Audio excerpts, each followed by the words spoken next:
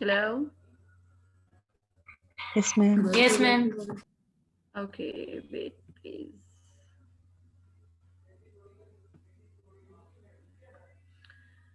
Okay, किधर थे हम? Proteins पे. Okay, here a brilliant student, Malaika, present this protein salad. Maybe she is present here. Yes, ma'am. Very good. Okay, Malaika ने dish बनाई थी with high protein salad used for the obesity patients. Low protein for the patients with the kidney and allergy conditions. Low protein as the name shows, इसमें protein हम लोग बिल्कुल या तो लीन कर देते हैं और या फिर हम उसको रिस्ट्रिक्ट करवा देते हैं for specific period of time for specific kind of patients. Here is recipe with the high vegetables. इसमें बच्ची ने कटलेट्स बनाए हुए हैं with high vegetables and capsicum and many more fillings. Okay, here is the most important topic nowadays, the COVID-19 diet. COVID-19 it's basically used for diet. It's the diet used for the immunity boosting. इसमें हम लोग वो तमाम foods add करते हैं जो हमारे immunity को बूस्ट करें. इसमें कुछ हमारे पास वेज हैं. Don't smoke, eat high fibrous foods including the fruits and vegetables, exercise regularly because exercise करेंगे तो आपकी lungs की working increase करेगी. Why exercise? Because lung working increase करने के लिए इसमें जो आप exercise करते हो that is a kind of endurance type of exercise जिसमें aerobic कंडीशन एरोबिक कंडीशन के बाद आप इंड्योरेंस पे ले जाते हैं. Maintain a healthy weight. Why healthy weight? Because healthy weight, not obese and not undernourished. If you drink alcohol, drink only in moderation, strictly restricted. Adequate sleep, because adequate sleep नहीं होगी तो you are mentally sick, stressed, and hormonal imbalances as well. Take steps to avoid infections such as washing your hands frequently and cooking meat thoroughly. Okay, my internship group, Hifsam, Laika, and Rida and Talha, they present a diet COVID-19. They include all the anti-inflammatory, immunity boosters, and protein-rich foods in a frame. Excellent. Fish, lemon, ginger, garlic, egg, yolk, turmeric, and vitamin C as well, because vitamin C have a major role in your immunity. So they add all these foods in a plate. तो it's excellent idea जैसे इन लोगों ने present किया है कोविड-19 की diet को. तो आप इसमें से सिलेक्ट कर सकते हैं आपने जौन से फूड लेने हैं. और इसमें इंग्रेडिएंट बताया गया, तो इंग्रेडिएंट बताने का ये मकसद होता है कि अगर आप उनको ये फूड रिकमेंड करें तो फूड के ऊपर आप उसको एज गार्निशिंग में भी ऐड करवा सकते हैं और ड्यूरिंग कुकिंग या प्रोसेसिंग उसके फूड में भी ऐड करवा सकते हैं. Next is dry fruits. Very good. And implementation कैसे करवानी है पेशेंट के ऊपर, क्या क्या डिफिकल्टीज आती हैं.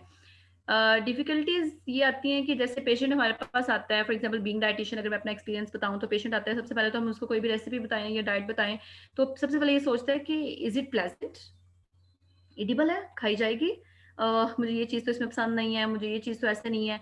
तो इस तरह के पेशेंट के लिए सबसे पहले हमारा जो मकसद होता है वो सबसे पहले उससे पूछना होता है कि आपकी फूड चॉइसेस क्या क्या हैं. आप कौन से ऐसी फूड में कौन सी चीज़ है जो आप बिल्कुल नहीं लेते, कौन सी चीज़ है जो बियरेबल है, या कौन सी चीज़ है जो आप बिल्कुल नहीं खाते. तो बीइंग डाइटिशियन ये आपका मेजर रोल होता है कि आपने इसको कैसे उसको मोल्ड करके देना है. फर्स्ट ऑफ ऑल वो स्ट्रेंज होता है बिल्कुल, लाइक क्या ये कैसे खाऊंगा, ये कैसे करूंगा. सेकंड इज अनप्लेजेंट, ओह या मुझे तो ये चीज़ पसंद नहीं है. ठीक है, तो इस तरह की जितनी भी मॉडिफिकेशंस हैं ये आप लोगों ने करके देनी होती है. एक मेजर डिफिकल्टी है जो हर डाइटिशियन को फेस करनी पड़ती है. पेशेंट एपेटाइट में भी इफेक्टेड. फॉर एग्जांपल आपके पास बहुत से पेशेंट्स आते हैं स्ट्रेस के साथ. अगर फॉर एग्जांपल आपके पास पेशेंट आ गया है तो सबसे पहले उसका कहना ये होता है कि मुझे भूख नहीं लगती. ठीक है, उसका लॉस ऑफ एपेटाइट है, उसको वीकनेस है, उसको कोई ना कोई इलनेस है. जैसे बहुत से ऐसे डिसीज होती हैं जिसमें आपका खाने को दिल नहीं करता, या आप सम टाइम कह रहे होते हैं कि मेरे टेस्ट बड्स डेवलप नहीं है, या फिर आप कह रहे होते हैं कि जी मेरा खाने को दिल नहीं कर रहा, मैं इसको देखती हूँ तो मुझे नोजिया हो रहा है, वॉमिट हो रही है. तो ये सारी चैलेंजेस हैं जो एक डाइटिशियन को फेस करनी पड़ती हैं. और बीइंग डाइटिशियन आप इन चैलेंजेस को अगर फेस करेंगे तो आपके पेशेंट्स होंगे. ठीक है, अगर आप नहीं कर रहे इस चीज़ को डील तो you are not dietitians. What to do? Use patience. सबर से काम लें. Try to convince the patient to eat food. Convince करना है पेशेंट को, उसकी काउंसलिंग इधर आप पे सारी जो गेम है एक डाइटिशियन पे आ जाती है. ठीक है, कि उसने पेशेंट को ट्रैक पे किस तरह लेना है। समटाइम आपके पास पेशेंट जो है वो बहुत ज़्यादा ऑलरेडी पढ़ के आया होता है कि मैंने ये चीज़ लेनी है, ये चीज़ नहीं लेनी, मैंने ऐसे करना है, मैंने वैसे करना है। यूट्यूब भरी पड़ी है इन चीज़ों से कि आप ये लें, वो लें, ये लो, हर चीज़। तो आपके पास अगर इस तरह का पेशेंट होता है तो आपका चैलेंज ये होता है कि आपने उसको काउंसलिंग से बताना है, क्योंकि जो यूट्यूब देख के आया, हर जगह से देख के आया, वो सिर्फ फूड्स देख के आया है, उसकी इम्प्लीमेंटेशन नहीं देख कर आया, उसके साइड इफेक्ट्स नहीं देख कर। तो बी डाइटिशियन आप उसको हर चीज ट्रैक करते हो कि ये चीज है तो ये इस तरह से लेनी है, ये चीज है तो इस तरह से लेनी है। आप किस तरह से उसको मोल्ड करके देते हो, रेसिपीज कैसे बनाते हो, उसकी काउंसलिंग कैसे करते हो, ये एक ट्रिकी मेथड होता है। Next is understand the purpose of the diet. अब आपने उसको डाइट दे दी, अब आपने सिर्फ ये नहीं कहना है कि ये मैंने तुम्हें रोटी दी है, इसके अंदर मैंने ये इंग्रेडिएंट डाले हैं and you have to do, आपने ये लेनी है। ठीक है, फॉर एग्जाम्पल जैसे अब अगर हमारे पास डायबिटिक का पेशेंट आ गया, तो अगर हम उसको सिर्फ ये कहेंगे कि आप ना गंदम छोड़ दें और आप मिक्स आटा यूज करना शुरू कर दें, ठीक है, पेशेंट कभी भी उस तरफ नहीं जाएगा तब तक आप उसको नहीं बताओगे कि इसको यूज कैसे करना है। आप उसको बताओ कि हाँ मैंने गंदम इसलिए छुड़वाई है और मैंने मिक्स आटे इसलिए ऐड करवाए हैं, उसको उसकी इंपॉर्टेंस बताओ। ठीक है, उसको इंपॉर्टेंस बताओ, उसके बाद बताओ कि अगर आपने ये चीज ऐड करवाई है तो इसका आपकी बॉडी के ऊपर क्या इफेक्ट है। जिस चीज जो पेशेंट आपके पास आता है वो ऑलरेडी मेंटली सिक होता है, तो जो उसका वीक पॉइंट है उसको पहले हिट करते हैं। जैसे पेशेंट डायबिटिक आया तो उसका एक ही उसका जो रीजन है एक है कि मेरी शुगर बहुत हाई रहती है, तो आप उस चीज को हिट करो, उसको हिट करो कि मैं आपको ये चीज दे रही हूँ तो आपका इससे शुगर लेवल मेंटेन रहेगा, आपका इंसुलिन लेवल मेंटेन रहेगा। ठीक है, पेशेंट के हिट पॉइंट पे जब आप पेशेंट को अगर टैकल कर लेते हैं तो आपकी काउंसलिंग ही बहुत मैटर करती है। Next is provide simple explanation to the patients कि आप जो भी फूड दे रहे हैं उसकी सिंपल एक्सप्लेनेशन बताएं कि भाई मैं ये दे रही हूँ तो मैं क्यों दे रही हूँ, इसका मकसद क्या है। Okay, any question, one by one. Yes, ma'am. Ma'am I want to ask कि जैसे इसमें आपने बताया कि 3 है, टेक्सचर मॉडिफिकेशन है, न्यूट्रिएंट मॉडिफिकेशन और एलर्जीज है।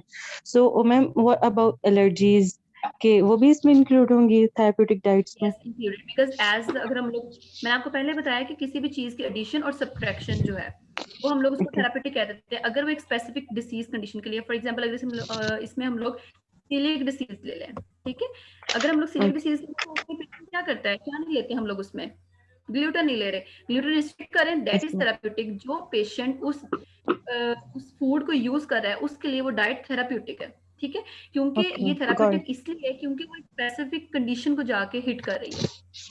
Okay, ma'am. ठीक है, Thank you so much. Got understand it. It's the Yes, ma'am. Okay, she is one of my student. Any ma'am other question? Ma'am clear and full liquid diet में difference है, दोबारा बता दें ये क्या है? ओके ओके, एक diet होती है हमारे पास जिसमें हमारे पास बिल्कुल भी पल्प ऐड नहीं होती, that is full liquid, that is clear liquid. जो विद पल्प है that is full liquid.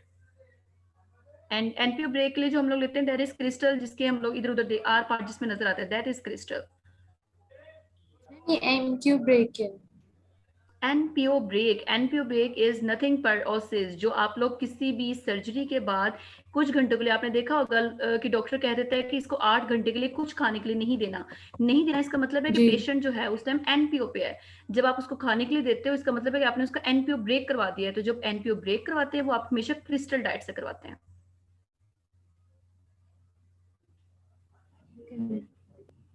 Understand? Yes ma'am. Ma'am एक और यहाँ पे टर्म्स में difference, what is the difference between nutrient control and portion control?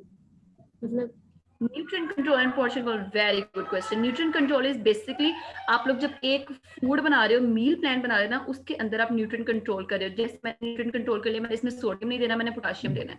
ठीक है, तो ये चीज जो है ये आपकी न्यूट्रिएंट कंट्रोल है। लेकिन अगर आप ये कह रहे हो कि मैंने एक चपाती देनी, हाफ देनी है, ये पोर्शन कंट्रोल है। मैम उस चपाती में भी तो है ना डिफरेंट किस्म के न्यूट्रिएंट्स, उस टाइम आप कार्बोहाइड्रेट। न्यूट्रिएंट को नहीं कंट्रोल करें, आप एज अ होल, जब आप ग्रुप, जब न्यूट्रिएंट कंट्रोल की बात करते हैं ना उसमें आप एक फूड में से न्यूट्रिएंट कंट्रोल करते हो। जब पोर्शन कंट्रोल की चलिए बात करते हैं उसमें आप मल्टीपल फूड्स लेते हैं जिसमें आप मिनिमम जो ग्रुप्स है फॉर एग्जाम्पल आपने लिया, थोड़ा फ्रूट कर लिया, थोड़ा सा प्रोटीन ले ली, इट इज पोर्शन कंट्रोल। एक पोर्शन में से अगर आप किसी न्यूट्रिएंट को कंट्रोल कर रहे हो तो फिर वो न्यूट्रिएंट कंट्रोल है। अच्छा जी, मतलब पोर्शन साइज में फिर हमारा सर्विंग साइज भी आएगा? Yes. Okay, thank you. Okay, here is the information about me. If any one of you want to know about the sessions, internship, workshops, and for online consultation, you can contact me. Here is my mobile number, and here is my Instagram profile as well, Dietitian Zahra. Any one of you want to visit, easily can approach there. अस्सलाम वालेकुम ma'am. Ma'am Yes, एक walaikum question था assalam. Ma'am, जी, ये please. लिखा हुआ था कि overweight के लिए आपने सलाद ड्रेसिंग जो है ना उससे अवॉइड करनी है। अगर ओवरवेट है पर्सन तो उसका जो है ना Yes, आपने वेट लॉस कराने के लिए सलाद ड्रेसिंग नहीं करनी। मैम ये सलाद for allowed, ड्रेसिंग में please. तो मतलब ये सलाद ड्रेसिंग का जो लिखा हुआ था मेंशन था इसमें, तो सलाद जी ड्रेसिंग जी। में क्या क्या आ जाता है उसमें? तो मतलब सलाद ड्रेसिंग में हम हर वो तो चीज़ आती है जो हाई कार्ब्स में आ जाएगी। इसमें आप ऐसे कर सकते हैं हसन, आपने इसमें जो भी ड्रेसिंग करनी है वो आपकी ट्रिकी होनी चाहिए। फॉर एग्जांपल आपकी जो आप एमएनटी बनाते हैं अपनी ओबेसिटी के पेशेंट के लिए, आप उन चीज़ों की ड्रेसिंग कर सकते हैं। फॉर एग्जांपल आप इसके ऊपर ड्रेसिंग करवा सकते हैं, बिल्कुल लो फैट योगर्ट की भी करवा सकते हैं। आप उसके ऊपर सिनेमन पाउडर ऐड करवा सकते हैं। अगर आप कहेंगे जी मैंने हनी ऐड करवाना है और मैंने कोई हाई फैटी ड्रेसिंग करनी है, तो वो रिस्ट्रिक्टेड है। ठीक है, कोई भी हाई फैटी ड्रेसिंग जो है वो आप रिस्ट्रिक्ट करवा देते हो। लेकिन अगर आप सिंपली हाई फाइबरस के तौर पर या कोई फैट कंट्रोल, हर्ब के कंट्रोल पर ड्रेसिंग करें तो वो आप कर सकते हैं। मैम इसमें तो ये भी होता है ना, कुछ तो हम वेजिटेबल के साथ भी ड्रेसिंग कर लेते हैं, जैसे वेजिटेबल लीफ हो वो गए कर सकते हैं। या सैलड लीफ हो गए हैं, हम मिंट हो गया हमारे पास, ठीक है, कोरिएंडर हो यस गया, तो ये चीजें हम इसके जरिए भी तो कर सकते यस। हैं। तो ये मतलब इसका जरा ना इलेबोरेट कर दें जरा, तो मुझे समझ नहीं आई सही से कि सलाद हाँ ड्रेसिंग में हाँ। मतलब इसमें तो मतलब टाइप्स आ जाएंगी ना फिर कि हम कि किस वे से उसको कर रहे हैं हम तो मतलब ओके, सलाद आप ड्रेसिंग। इसको सिंपली इतना कर लें कि अगर आप ड्रेसिंग कर रहे हैं किसी भी सैलड वगैरह के ऊपर, तो आप वेजिटेबल्स की और अपनी हर्ब्स की, जो हर्ब्स आपकी इंसुलिन रेजिस्टेंट वगैरह हो गया, बाकी आपकी हाई फाइब्रस हो गई, ये इन चीज़ों की आप ड्रेसिंग कर सकते हैं। कोई भी ऐसी चीज़ जो आपका पोर्शन कंट्रोल से ऊपर जा रही है, फॉर एग्जाम्पल आप इसके ऊपर कह देंगे जी मैंने हाई फैटी क्रीम की ड्रेसिंग करनी है, वो चीज़ आप नहीं करोगे। कोई भी हाई फैटी है तो आप नहीं करोगे। अगर वो हाई फॉर फाइब्रस एग्जाम्पल है मायनीज हो या गई, कोई भी हर्ब है जो फैट कंट्रोल कर रही है, तो फिर आप वो कर सकते हो। मायनीज होगी मैम, मायनीज की तो नहीं हम करेंगे ना वो फैट वाली।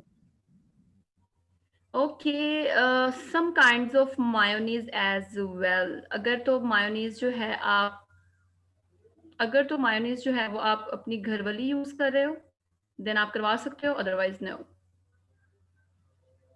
Okay ma'am, thank you. Thank लेकिन यू। मैम घर वाली मायो में भी अच्छी खासी ऑयल की अमाउंट होती है। Different kinds of mayonnaise, only one type नहीं है इसमें। जैसे फॉर एग्जांपल अगर मैं लूँ तो मैं मायोनीज नहीं मैं रिकमेंड करती, मैं टोमेटो सॉस रिकमेंड करती हूँ। Tomato sauce is rich in vitamin C and some herbs like, इसमें सिनेमन, जिंजर, गार्लिक की चीज़ें ऐड करवा देंगे तो सारा फैट कंट्रोल के लिए है। आप इस तरह की चीज़ें रेसिपीज बना के उसको गार्निशिंग के तौर पे ऐड कर सकते हैं।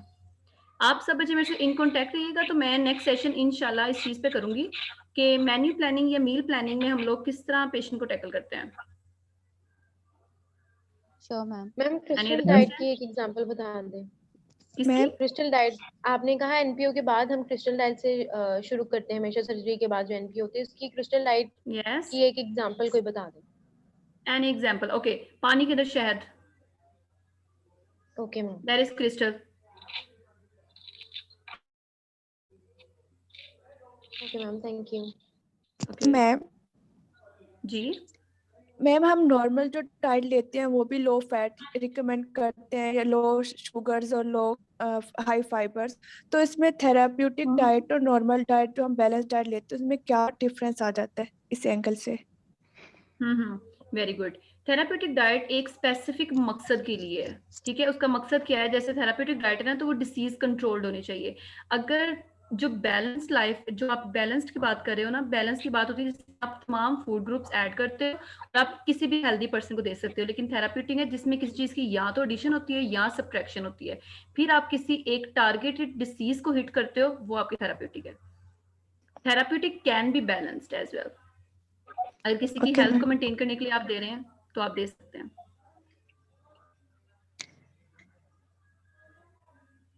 अस्सलाम वालेकुम मैम। वालेकुम अस्सलाम। मैम हमने ना, जैसे हमने 10th की प्रैक्टिसेस जब की थी, तो हमारे पास एक केस आया था ओबेसिटी का केस। तो केस में हमने था कि उसका जो TEE निकला था, टोटल एनर्जी एक्सपेंडिचर, वो काफ़ी ज़्यादा था। तो जो हमारे पास कार्बोहाइड्रेट, प्रोटीन और फैट की जो रेंजेस होती हैं वो 50 to 60% कार्ब, 20 to 20% 20-25 प्रोटीन और 30% आई थिंक होता है ये फैट। तो उसमें ना ये मेंटेन नहीं, मतलब जो रेंज थी ना ये इक्वल नहीं हो पा रही थी। मतलब अगर हम कार्ब्स को ज्यादा करते हैं, कार्ब्स को हमने ओबेसिटी के पेशेंट के लिए कम करना था, लेकिन अगर हम कार्ब्स को कम करते हैं तो प्रोटीन ज्यादा हो जाते हैं और फिर फैट को भी कम करना था। तो हमारी इसमें अरेंजमेंट नहीं हो रही थी कि कितने परसेंट कार्ब्स हो, कितने परसेंट प्रोटीन हो। क्या 50-60% से कम 50% से कम हम कार्ब्स कर सकते हैं? क्या 20% से ज्यादा हम प्रोटीन कर सकते हैं? ऑब्वियसली कर सकते हैं। आपका जो ADMR होता है ना, जिसको आप बाद में ग्राम्स में कन्वर्ट करते हैं, जो मेरे पास इसमें बच्चे प्रेजेंट है ऑलरेडी, दे नो, मैंने इनको करवाया हुआ कि जब आप ADMR किसी भी पेशेंट का डिसाइड करते हैं तो उसकी कंडीशन के अकॉर्डिंग करते हैं। जो इंटरनेशनली यूज्ड होता है फिर आप वो नहीं करते, क्योंकि जो इंटरनेशनली यूज्ड है वो एक हेल्दी पर्सन के लिए है। जब आप यूज करते हैं किसी डिसीज कंडीशन के लिए तो फिर आप ADMR हमेशा उस पेशेंट के अकॉर्डिंग लेते हैं। फॉर एग्जाम्पल अगर मैं लूँ तो मैं 40% भी ले लेती हूँ, ठीक है। तो आप इस तरह से पेशेंट के अकॉर्डिंग चले जाते हो। 40% कार्ब्स ले लें, 35% वो ले लें, 25% रिमेनिंग ले लें, फिर आप देखेंगे आपकी सर्विंग्स आ जाएंगी। एक और बात, आप जब ये इनका निकालते हैं सर्विंग साइज वगैरह तो उसमें फ्रेम साइज का ध्यान लाजमी रखते हैं। पेशेंट का फ्रेम साइज देखें, उसका टेक्सचर देखें, उसकी बॉडी टाइप देखें, देन उसको प्लान रिकमेंड करें। ये जितनी भी आपकी जितने भी आजकल के जितने भी स्टूडेंट्स हैं उनकी इशू ही इनका फ्रेम साइज और बॉडी टाइप की वजह से आता है। और फिर हम ये हमारी जो सर्विंग साइज है ये भी चेंज हो सकता है। ये थिंक 2 to 3% है और फ्रूट की 2 to 4, यस, ऑब्वियसली हो 3 सकता to 5। है। यस, ठीक है, thank you so much. Ma'am एक क्वेश्चन था। मैम अगर एक हमारे पास क्लाइंट आता है, वो पूछता है कि मैं मतलब वेट लॉस करना है मैंने, और मतलब मैं कितने दिनों में मतलब इतना वेट लॉस कर लूंगा, तो मैम उसके लिए अब हम ये तो नहीं उससे शॉर्ट तो नहीं दे सकते ना, क्योंकि हमने तो ये वाली कि हम उसको शॉर्ट तो नहीं दे सकते कि आप 10 kg वेट लॉस कर लेंगे या 5 kg लॉस कर लेंगे 1 मंथ में। तो इसके लिए बीइंग डाइटिशियन हम आप उसको ये कह नहीं सकते, because 0.5 is recommended in a week. लेकिन हम लोग डाइटिशियन है ना, तो हम लोग पेशेंट की देखते हैं, उसकी साइज समझते हैं और कहते हैं लो जी 10 दिन में 3 किलो कम, 2 किलो कम। हालांकि it is not recommended, only is recommended for every kind of patient। तो यहाँ पे हसन आपकी काउंसलिंग आ जाती है कि आप पेशेंट की काउंसलिंग कैसे करेंगे। आप उसको पहले तो ये चीज समझाएं कि अगर आप वेट तेजी से कम कर रहे हैं तो ये उतनी ही तेजी से बढ़ेगा। आप किसी भी चीज को रिस्ट्रिक्ट मत करें, पोर्शन कंट्रोल करें, आहिस्ता आहिस्ता कम करें, ताकि बाद में अगर आप वो चीज कंज्यूम करने भी लग गए हैं तो आपका जो बॉडी का मेटाबॉलिज्म है वो डिस्टर्ब ना हो। यहाँ पे जो डाइटिशियन है उसकी काउंसलिंग बहुत मैटर करती है कि वो पेशेंट को टैकल कैसे कर रहा है, ठीक है। क्योंकि पेशेंट जो आपके पास आता है वो ऑलरेडी यूट्यूब छान के आया होता है, उसका सारा वो जो किसे कहते हैं ब्रेन कॉन्सेप्ट बना होता है कि जी लो जी मैंने तो 1 महीने में स्लिम एंड स्मार्ट हो जाना है। तो ये आपने उसको बताना है, आपने उसकी काउंसलिंग करनी है अच्छे तरीके से कि अगर आप इस तरह करोगे तो इसके ये साइड इफेक्ट्स हैं, ये करोगे तो ये साइड इफेक्ट्स हैं, इसको इस तरीके से लेके चलना है। ओके ओके मैम ये जो आपने बात की थी कि वेट स्टक हो जाता है अगर, तो उसके लिए हम मतलब यस, क्या चेंजेस हम फिर लेकर आएंगे, मतलब वो सब कुछ अगर कर भी रहा है तो मतलब उसका अगर वेट लॉस नहीं हो रहा, मतलब आपने तो ये मेंशन किया ना 3 रीजन आपने मेंशन किए हैं कि लो कैलोरीज और जो है इनएक्टिविटी और डेफिशिएंट इन फाइबर्स। तो मतलब अगर वो ले रहा है ये चीजें, मतलब ये भी कर रहा है वो, तो लेकिन फिर भी उसका अगर वेट लॉस नहीं हो रहा। आपके पास जब पेशेंट आता है ना तो वो आधे झूठ बोल रहा होता है, ठीक है। पहले तो उसने कहना है आते ही कि जी मैंने ना ये भी खाया था, मैंने वो भी किया है, मैंने पूरा प्लान किया है, मैंने सारी एक्टिविटी की है, मेरा वेट कम नहीं हुआ। इसके पीछे उसने कुछ ना कुछ जरूर स्टोरी चलाई होती है, ठीक है। या तो उसकी प्रॉपर टाइमिंग नहीं होती जिस तरह से आप उसको देते हैं, या उसने ये करना होता है कि आपने 1 कप कहा है ना तो उसने कहा कि अच्छा मैं ना जल्दी जल्दी स्मार्ट होने के लिए 1/2 कप कर दूं। तो आपके ये जो क्वेश्चनिंग होती है ना, आप उससे पूछा अच्छा आपने कल क्या खाया था, अच्छा आपने सुबह क्या खाया था, कितने बजे खाया था, क्या खाया था। जब आप उससे एक्सट्रीम क्वेश्चनिंग करते हो ना, फिर वो क्वेश्चन से बचने के लिए आपको खुद ही बताता है अच्छा मैंने फलां दिन ना वो खाया था, मैंने फलां दिन वो खाया था, मैंने फलां टाइम पे वॉक छोड़ी थी, मैंने ये एक्टिविटी नहीं की थी। ये पेशेंट का जब स्टक वेट होता है उसकी 3 रीजन होती है, या तो पेशेंट झूठ बोल रहा होता है, ठीक है, या वो इनएक्टिव होता है, और या उसकी आपने जब प्लान बनाया तो उसकी कैलोरीज बहुत कम रखी होती हैं। इस तरह के पेशेंट्स को high caloric food with high fibre दे देते हैं ताकि उनकी कैलोरीज भी मेंटेन रहें और वो एक पेशेंट जो एक्सट्रीम पे ना जाए। समटाइम ये भी कर देते हैं कि उनको इतनी एक्सट्रीम एक्टिविटी पे ले जाते हैं कि बिल्कुल ही लो कैलोरिक भी और साथ में एक्टिविटी भी बेचारे की अखीर।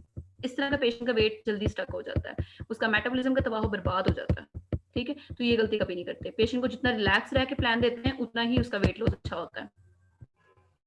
Okay ma'am, thank you. Okay, okay, clear. Ma'am ये कैसे पता चलता है कि इस पेशेंट को अगर ये डिजीज है तो हम इसे कौन से टाइप ऑफ डाइट दें? Who is she? कौन है ये? आपके कौन से सेमेस्टर से हो? 4th semester. 4th semester. बेटा अभी आपका 4 है इसलिए आपको नहीं पता।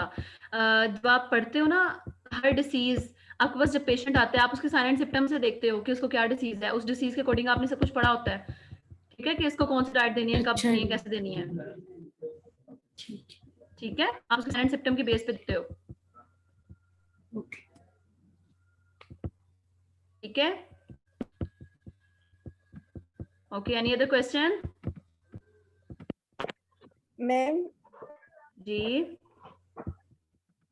मैम अगर किसी को एक्स वेयर मतलब एक्स से बहुत वेयर एलर्जी हो तो फिर उसको कैसे ठीक किया जा सकता है? जिसको एक्स एक्सेस वेयर एलर्जी हो। जिसको एक्सेस वेयर एलर्जी है आप उसको किसी भी चीज में एग नहीं दे सकते, ये उसकी जेनेटिक में है। जो जेनेटिक है वो चेंज नहीं होता। अगर आप कहेंगे जो आप डाइटिशियन है तो आप उसकी एग एलर्जी ठीक कर देंगे तो ये पॉसिबल नहीं है। ओके कोई भी मैम। आपकी जो एलर्जी है वो आप ठीक नहीं करते। जो जेनेटिक्स में है, जेनेटिक कोड में आ गया, वो आप चेंज नहीं कर सकते, चाहे आप कुछ भी हो जाए, ठीक है। तो जिसको भी एक्स एलर्जी है आप उसको एग नहीं दे सकते, सिंपली आप उसके और प्रोटीन सोर्सेज यूज करेंगे, ओके। ओके मैम, जज़ाकल्लाह।